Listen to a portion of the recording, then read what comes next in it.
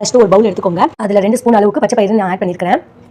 அடுத்ததா 2 ஸ்பூன் அளவுக்கு உளுந்து சேர்த்துக்கிறேன். இப்போ 2 ஸ்பூன் அளவுக்கு பச்சரிசி சேர்த்துக்கிறேன். நிறைய அரிசி பச்சரிசி தான் 2 ஸ்பூன் அளவுக்கு எடுத்துட்டாங்க. இது நல்லா வாஷ் பண்ணி எடுத்துட்டு இப்போ இதை வந்து ஒரு 2 வாரம் ஊற வச்சுக்கோங்க.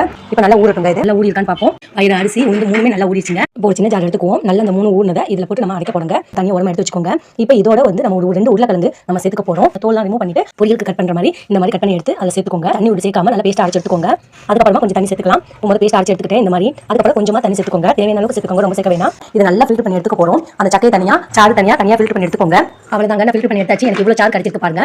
நீங்க இதை ஓரமா எடுத்து வச்சுட்டு இப்போ நீங்க அதுக்கான அந்த சக்கை இருக்குல்ல அதை வந்து ஒரு பவுல் எடுத்துக்கோங்க. கீழே தூக்கி போடாதீங்க. இதுல தான் நம்ம ஃபேஷியல் ரெடி பண்ண போறோம்.